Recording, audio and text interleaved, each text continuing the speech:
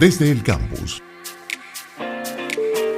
Tras 11 años de espera, el pasado 30 de junio se llevó a cabo la segunda vuelta de las elecciones de la UCB, en las que profesores, estudiantes, egresados, empleados y obreros de esa casa de estudios eligieron a las nuevas autoridades, decanos y representantes profesorales para el periodo 2023-2027. En ese proceso resultaron electos los profesores Víctor Rago, antropólogo y doctor en lingüística como rector, María Fátima Garcés, bioanalista y doctora en bioquímica como vicerrectora académica, José Balbino León, ingeniero metalúrgico y doctor en ciencia de los materiales como vicerrector administrativo, y Corina Aristimuño, odontóloga y magíster en práctica social y salud como secretaria de la universidad. Para conocer algunos detalles de sus expectativas y retos, tenemos vía telefónica al profesor Víctor Rago, rector electo de la Universidad Central de Venezuela, como dijimos hace minutos. Profesor Rago, un gusto tenerlo en nuestro espacio. Felicitaciones por su triunfo. Complacido por acompañarlos y por estar con su audiencia. Profesor Rago, ¿cómo resumiría el proceso electoral que llegó a término el 30 de junio y en el que usted resultó electo? ¿Qué representa el que haya sido posible hacer estas elecciones después de más de una década de espera y tantos obstáculos institucionales para hacerlos posibles?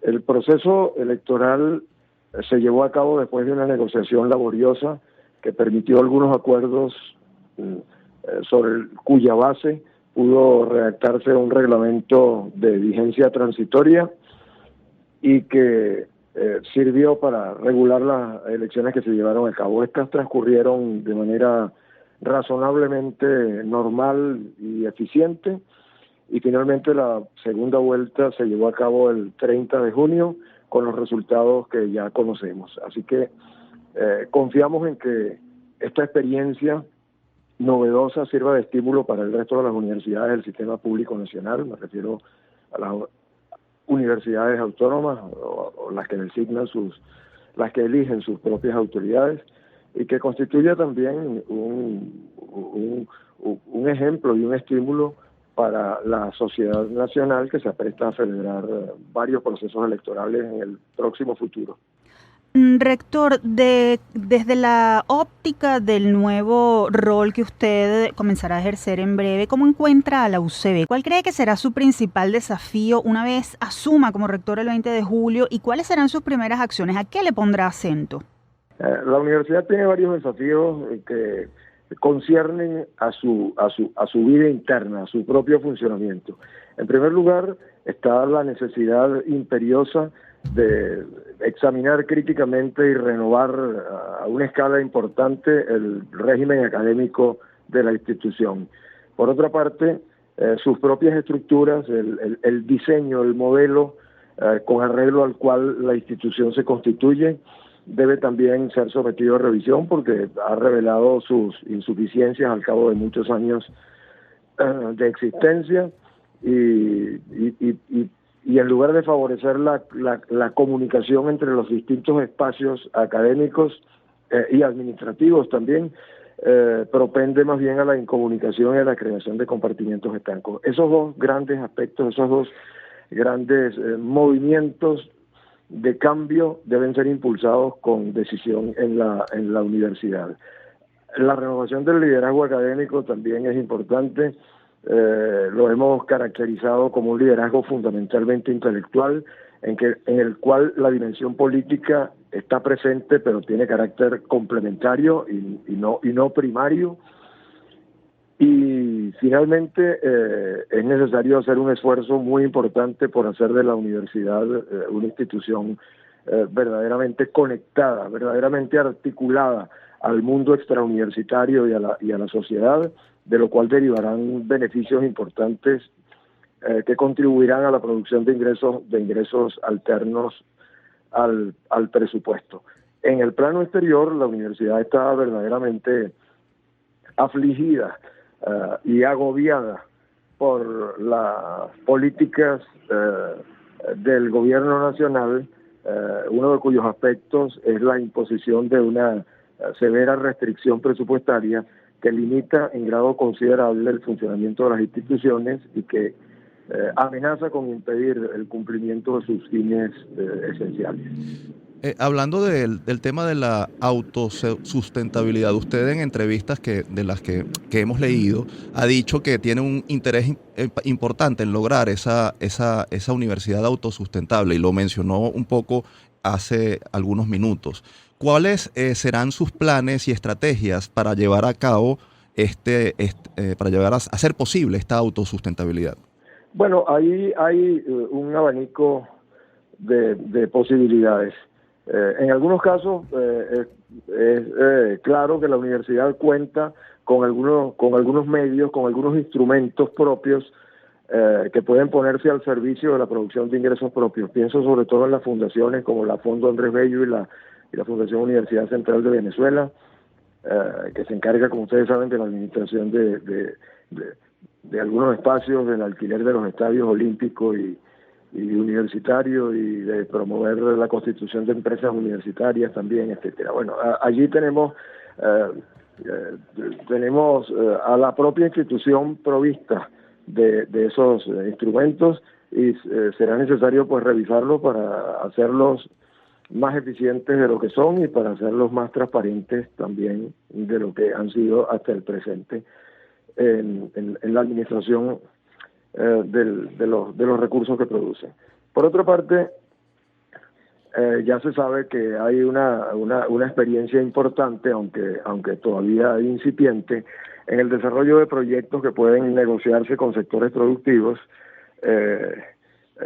Allí sería necesario un impulso de parte de la institución y por otra parte, aquí lo fundamental es decir, el establecimiento de alianzas, la eventualidad de desarrollar un parque tecnológico como en algunos de los programas de algunas de las opciones rectorales muy acertadamente se sugirió, de modo que tenemos una serie de posibilidades, pero el problema principal, el modo de plantearse este importante asunto me parece a mí que es el siguiente. En primer lugar, todo lo que se haga a este respecto tiene que estar inserto, tiene que formar parte tiene que inscribirse, digámoslo así, en el cuadro de una nueva relación con la sociedad y con el mundo extrauniversitario en general.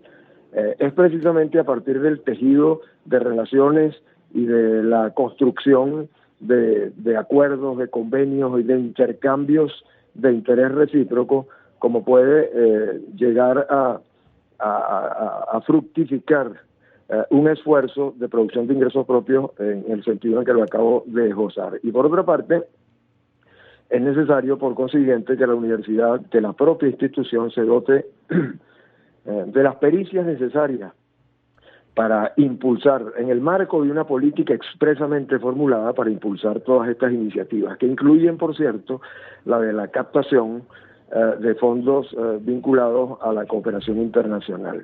Para todo esto se necesitan pericias institucionales. Uh-huh. Eso no es más fácil decirlo que hacerlo. Claro. La universidad ha descuidado este aspecto, digamos, instalada en la relativa comodidad que significaba la dependencia del presupuesto fiscal y ahora, apremiada por circunstancias de mucha dificultad, cobran cuerpo y afloran, emergen en todas estas ideas que se presentan con un cariz un poco salvacionista, pero hay que entender que de lo que se trata es de desarrollar políticas institucionales que le presten un marco y un sustento real a las iniciativas que se emprenden en este sentido.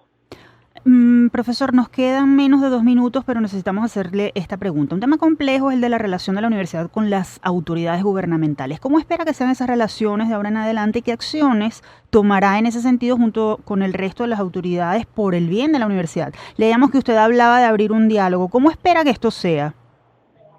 Esperamos, hay que comenzar diciendo que estamos convencidos de que ese diálogo es inevitable. Las universidades del sistema público forman parte del ámbito estatal y no se concibe que no sostengan alguna especie de interacción comunicativa con el gobierno nacional. Para nosotros es muy importante que el gobierno entienda el carácter diferente, la naturaleza distinta que tienen los interlocutores.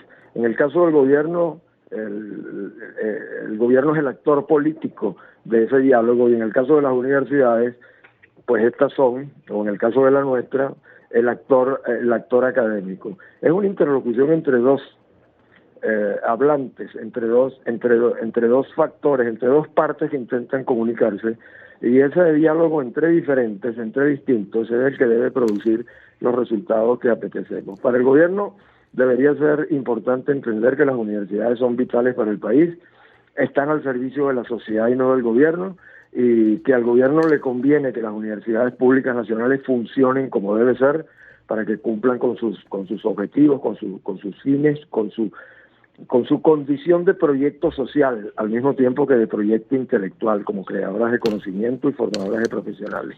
Yo creo que un diálogo respetuoso, una invitación a que las cosas tengan otro cariz, otro carácter, y podamos entendernos sin mengua de la autonomía universitaria, y sin que se le ocasione y sin que se pretenda que éstas se subordinen, digamos, a intereses que no son los suyos propios. Yo creo que podría constituir una oportunidad nueva para nuestras instituciones, y bien vale la pena ensayar esa fórmula.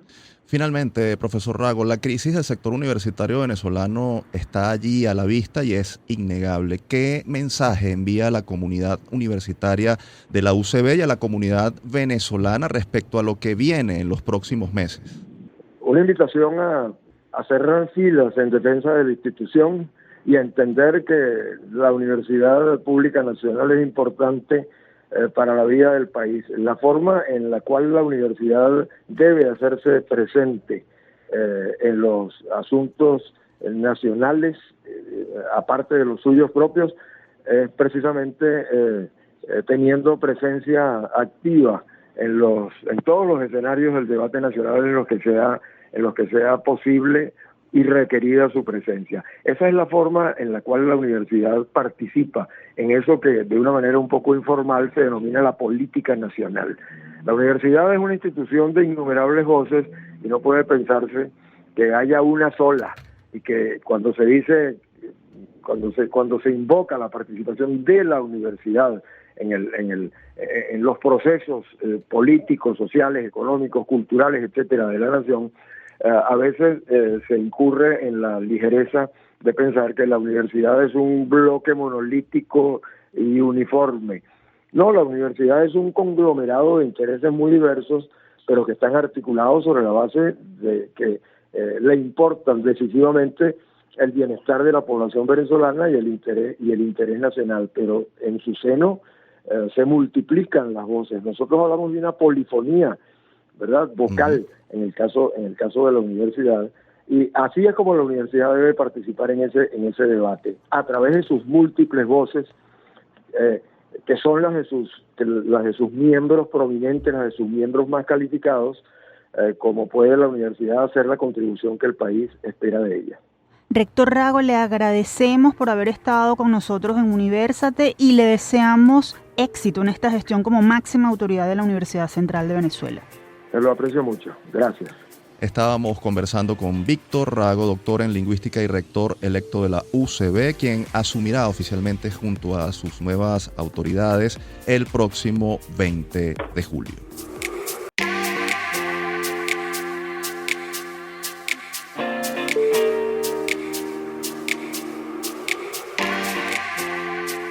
Desde el campus,